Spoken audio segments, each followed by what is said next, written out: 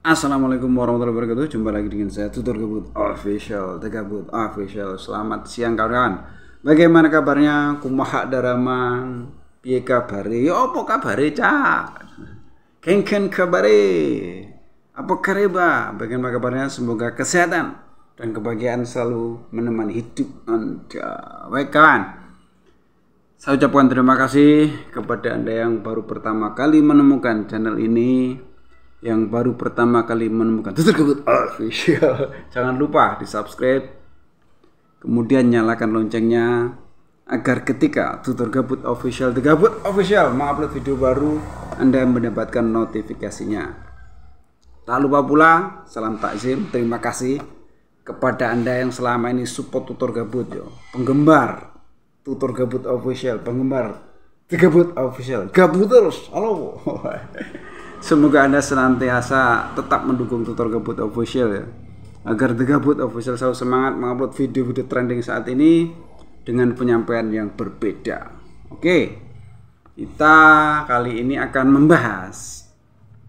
membahas seperti biasa tentang bahasa Indonesia semakin mendunia, terus bahasa Melayu dipersaitankan oleh warganya sendiri.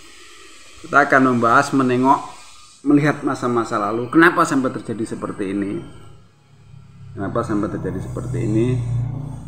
Tentu ini bukan untuk istilahnya perbandingan. Ini karena gara-gara beliaunya dari Malaysia itu ya. Mana ada bahasa Indonesia? Nah, gara-gara itu. Mana ada bahasa Indonesia? Seperti gara-gara seperti itu kita mau menanggapi tentang bahasa Indonesia ini. Kita lihat dulu bahasa Indonesia apa bahasa Melayu dulu ini. Ya, kita bahas. Pokoknya dicampur-campur ya, kita lihat tentang bahasa Melayu dulu. Bahasa Melayu kita bahas dulu. Bahasa Melayu tentang sistem pendidikan di Malaysia. Kita tahu bahwa ada dua sekolah. Satu sekolah kebangsaan, satunya sekolah jenis kebangsaan. Sekolah kebangsaan menggunakan bahasa pengantar, yaitu bahasa Melayu. Sedangkan sekolah jenis kebangsaan menggunakan bahasa pengantar, bahasa ibu masing-masing. Inilah salah satu penyumbang bagaimana bahasa Melayu ini tidak digunakan oleh warganya sendiri. Karena di sekolahan, kalau untuk sekolah kebangsaan oke lah, mau tidak mau loh, dia harus belajar, ada pengantarnya bahasa Melayu, otomatis dia harus tahu. Tapi kalau untuk sekolah jenis kebangsaan, bahasa pengantar bahasa ibu, ya inilah sebagai penyumbang akhirnya warga negara Malaysia yang keturunan dari Cina atau dari Tamil itu tidak menguasai bahasa Melayu. Karena dalam sekolah mereka dari kecil dari TK itu seperti yang diungkapkan waktu saya kemarin melihat sebuah video dari Profesor Theo yang di TV itu. Beliau katakan anak-anak Malaysia itu sudah dipisah dari kecil, dari tadika. Anak-anak keturunan Cina sekolah sendiri di tadika sendiri, anak-anak Tamil sekolah sendiri di tadika sendiri, anak Melayu sekolah sendiri di tadika sendiri. Jadi sendiri-sendiri. Mereka sudah berkelompok.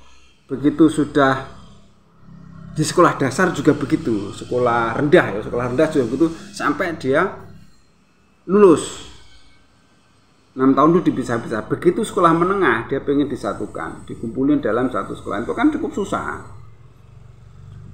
Makanya bahasa Melayu kurang digunakan oleh orang ramai di situ. Orang ramai banyak tidak bisa menggunakan bahasa Melayu dengan baik. Begitu juga kalau mereka disebutkan oleh Profesor Theo itu 95% orang Cina itu sekolah di sekolah jenis kebangsaan, sekolah khusus tadi. Sedangkan 5%-nya baru sekolah di kebangsaan.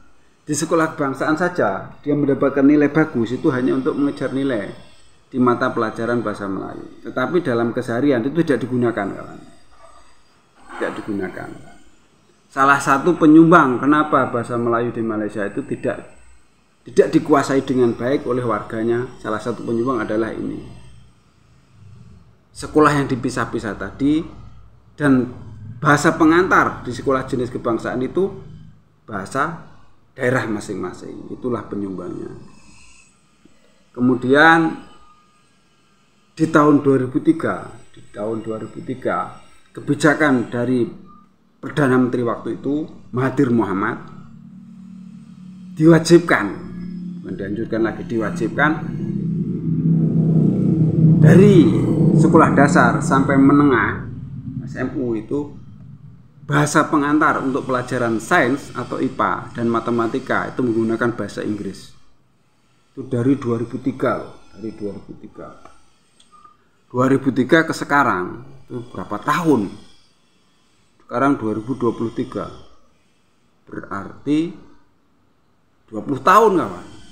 Jadi untuk saat ini anak muda Malaysia pintar bahasa Inggris itu bukan hal yang aneh. 20 tahun loh. Akhirnya begitu udah senang pakai bahasa Inggris, di luaran dia juga sering bahasa Inggris toh.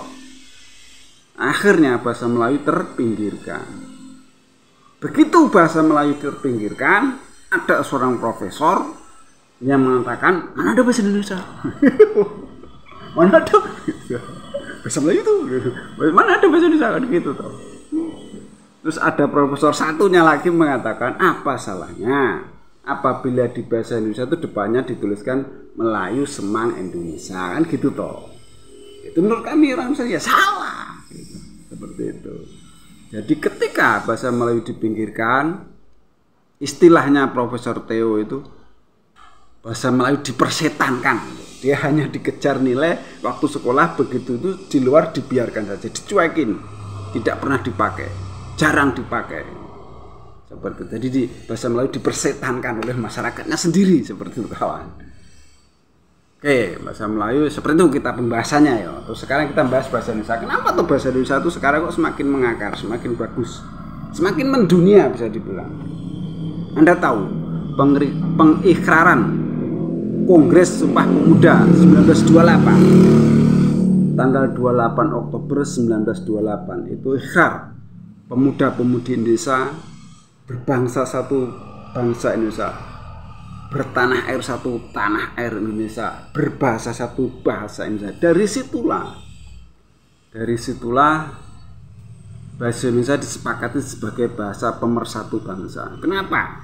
Anda tahu di Indonesia itu dari Aceh, Sumatera itu berapa suku yang ada, kemudian Pulau Jawa berapa suku, Bali, Lombok, Nusa Tenggara Barat ya, terus Maluku, Sulawesi, Kalimantan, Papua, banyak sekali sukunya.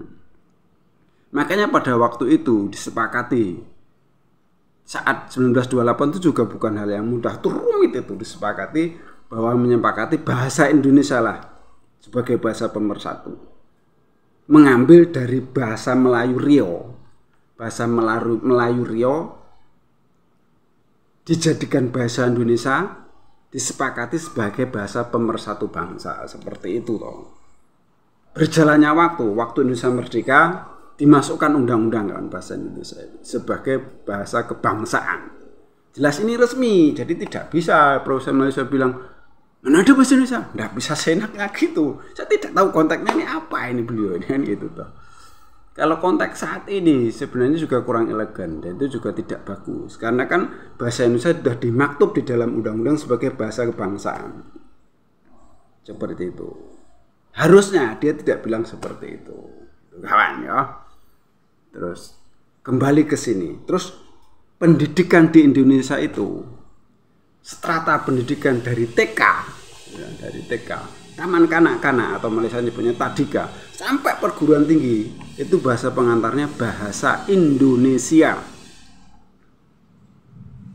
Anda pahami ini ya teman-teman di Malaysia dan profesor terutama, Anda pahami ini bahasa Indonesia itu ya. dari tadika, dari TK itu sampai perguruan tinggi itu menggunakan bahasa Indonesia sebagai bahasa pengantar.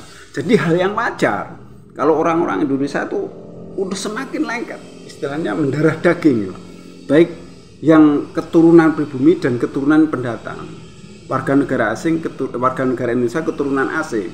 Itu nggak aneh kalau dia pintar bahasa Indonesia. Hatta dia tuh keturunan Arab, keturunan apapun ya, keturunan Arab, keturunan Cina, keturunan India, orang Eropa sekalipun yang tinggal di Indonesia dari kecil dan dia sekolah di Indonesia, tentu dia paham bahasa Indonesia karena bahasa pengantarnya itu bahasa Indonesia. Karena kalau dibikin kayak di Malaysia tidak mungkin. Umpamanya dibikin bahasa jenis kebangsaan tadi dengan pengantar bahasa suku masing-masing. Berapa sekolahan yang perlu dibikin? Suku di Indonesia tuh ratusan, bro. Nah kan nggak mungkin toh. Nah sedangkan di Indonesia itu bahasa daerah itu diajarkan sebagai mata pelajaran khusus di daerah masing-masing. Di Pulau Jawa itu di Jawa Tengah, Jawa Timur ada pelajaran bahasa daerah, bahasa Jawa dipelajari sampai SMP yang nggak salah, SD dan SMP, sekolah menengah. Begitu kawan. Jadi kenapa tuh bahasa Indonesia semakin mengakar? Ya seperti itu karena strata pendidikan dari TK sampai perguruan tinggi itu menggunakan bahasa Indonesia. Dan Anda bayangkan kalau suku-suku itu ya, dari Aceh ke Papua kasarnya ada 20 orang berbagai macam suku, kemudian dia dikumpulkan. Dia ngomong, kalau nggak ada bahasa Indonesia ngomong pakai bahasa apa? Apa ngobrol dengan bahasa masing-masing? Nggak mungkin. Dengan bahasa Indonesia kami bisa berdialog, kami bisa ngobrol. Seperti itu kawan. Itulah hebatnya bahasa Indonesia. Jadi jangan heran kalau bahasa Indonesia itu semakin mengakar, semakin kuat. Karena dari tahun 1908 bro, 1928 sebuah pemuda sampai sekarang berapa tahun lebih tua bahasa Indonesia daripada negeri Indonesia sendiri.